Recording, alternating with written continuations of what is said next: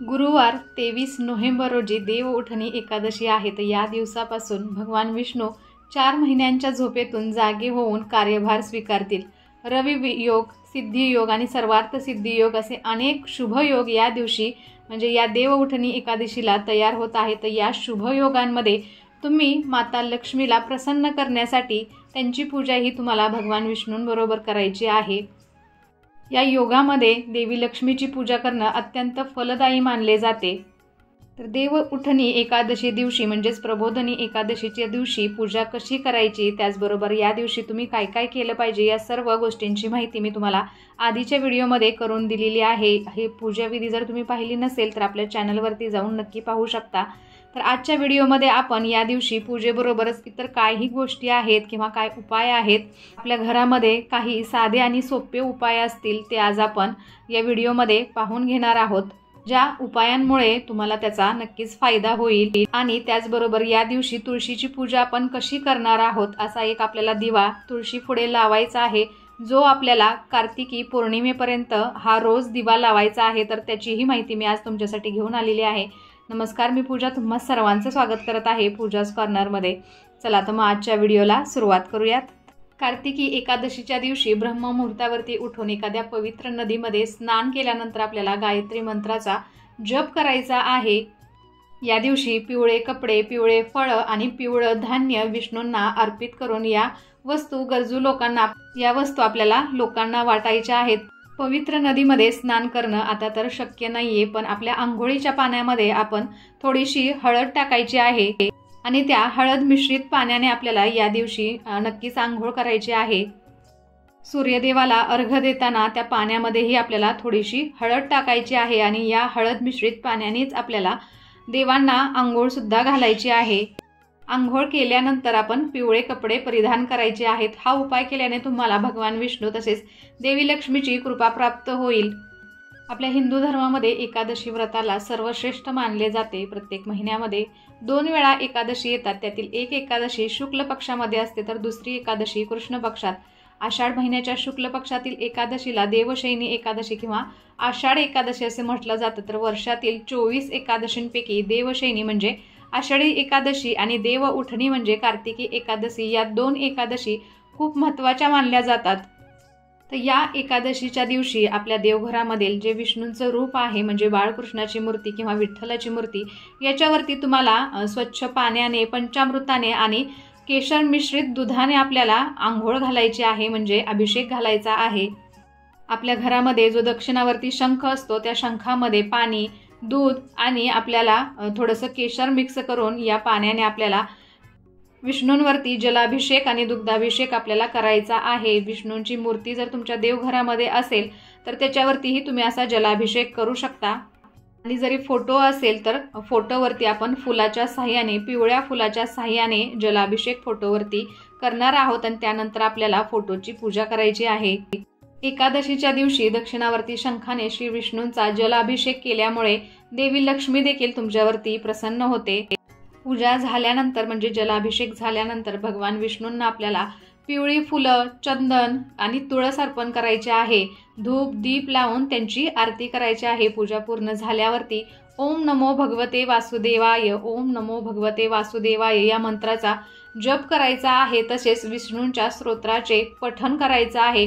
भगवान विष्णूंना आपल्याला नैवेद्य अर्पण करायचा आहे। धनवृद्धीसाठी विष्णू मंदिरात खीर किंवा पांढऱ्या मिठाईचे नैवेद्य आपल्याला या दिवशी दाखवायचा आहे। नैवेद्यात तुळस असावी, त्यामुळे आदल्या दिवशीच आपण तुळशीची पानं काढून ठेवणार आहोत, त्यामुळे भगवान विष्णू नक्कीच प्रसन्न होतात। तर या दिवशी विष्णू मंदिरात नारळ आणि बदाम अर्पित करावेत। देवउठणी एकादशीला पूजेच्या वेळी आपल्याला तुळशी पुढे हा एक उपाय करायचा आहे। तुळशीला गाईच्या तुपाचा दिवा तुळशी पुढे आपल्याला लावायचा आहे आणि या दिव्यात कापसाच्या वातीऐवजी आपल्याला जी लाल पिवळ्या कलाव्याची वात असते ती आपण वापरणार आहोत। तुळशीची पूजा करण्यासाठी आपल्याला असं एक ताट घ्यायचं आहे, त्याच्यामध्ये हळदीच्या साह्याने आपण स्वस्तिक बनवणार आहोत। तर त्या तुळशी पुढे आपल्याला कार्तिकी एकादशीपासून ते कार्तिकी पौर्णिमेपर्यंत दररोज तुम्हाला तुळशीच्या झाडाजवळ असा हा दिवा लावायचा आहे। दिव्यामध्ये आपल्याला गाईच्या तुपाचाच वापर करायचा आहे आणि असा आपल्याला कलाव्याचा धागा मिळतो, तर या कलाव्याच्या धाग्यापासूनच आपल्याला याच्यातली वात बनवायची आहे. तुपामध्ये ती वात बुडवायची आहे आणि त्यानंतर आपण दिवा लावून घेणार आहोत. त्याच्यामध्ये 2 ते 3 आपल्याला केशराच्या काड्या टाकायच्या आहेत आणि त्यानंतर दीप आपण प्रज्वलित करून घेणार आहोत. या दिव्याची छान अशी आपल्याला पूजा करून घ्यायची आहे. हा दिवा आपल्याला कार्तिकी एकादशीपासून ते कार्तिकी पौर्णिमेपर्यंत दररोज तुळशीच्या झाडाजवळ संध्याकाळी हा दिवा आपल्याला लावायचा आहे. हा उपाय केल्याने तुमच्या घरामध्ये सुख, समृद्धी आणि शांती नक्कीच राहणार आहे आणि त्याचबरोबर माता लक्ष्मीची कृपा देखील तुमच्या घरावरती सदैव राहणार आहे.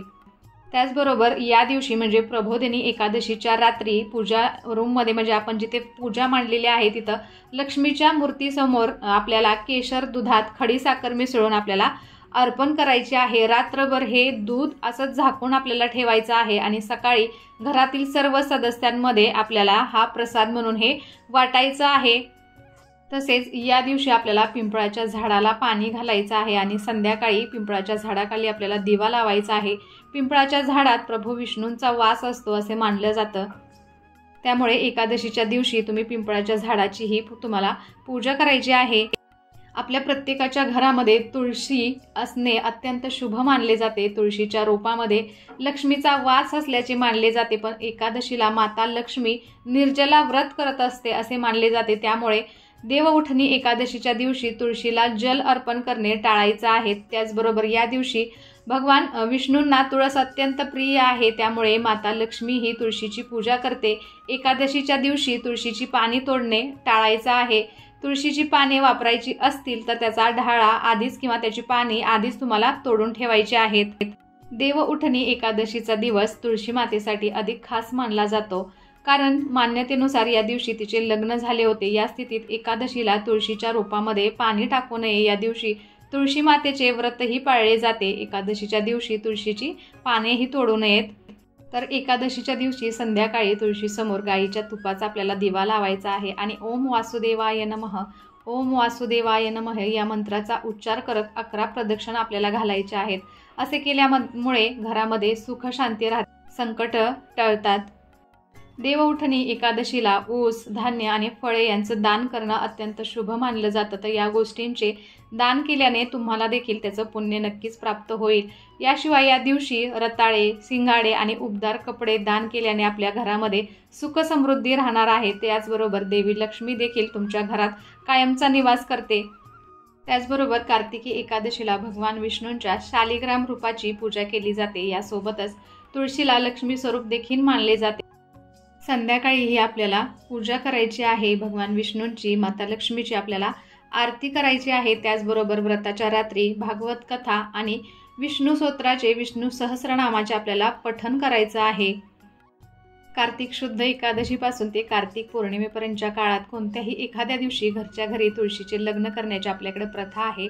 तर याविषयीचाही व्हिडिओ मी तुमच्याबरोबर आधीच शेअर केलेला आहे. तुळशी विवाहात तुळशीचा विवाह विष्णू अवतार कृष्णाशी लावतात. तुळशी विवाह केल्यास कन्यादानाचे पुण्य मिळते व मोक्षप्राप्तीही होते. श्री विष्णूंना तुळस प्रिय असल्यामुळे तिला हरिप्रिय असे संबोधले जाते. तुळशीपासून केलेली विष्णूंची पूजा ही व्यर्थ असते. या एकादशीला शालिग्राम, तुळस आणि शंख यांचे पूजन केल्याने पुण्य प्राप्त होतं. तर एकादशीला दिवे प्रज्वलित केले जातात आणि फटाके फोडून आनंद साजरा केला जातो. भक्तिभावाने प्रभू विष्णूंची पूजा आपल्याला करायची आहे. दिवसभर उपवास करायचा आहे आणि दुसऱ्या दिवशी पारण झाल्यानंतर आपल्याला उपवास सोडायचा आहे. कसा वाटला आजचा व्हिडिओ मला नक्कीच कमेंट करून सांगा आणि अशा छान छान व्हिडिओसाठी पूजाज कॉर्नरला सबस्क्राईब करायला विसरू नका. चला तर मग भेटूया अशाच एका छानशा आणि उपयोगी व्हिडिओ बरोबर. तोपर्यंत धन्यवाद. श्री स्वामी समर्थ.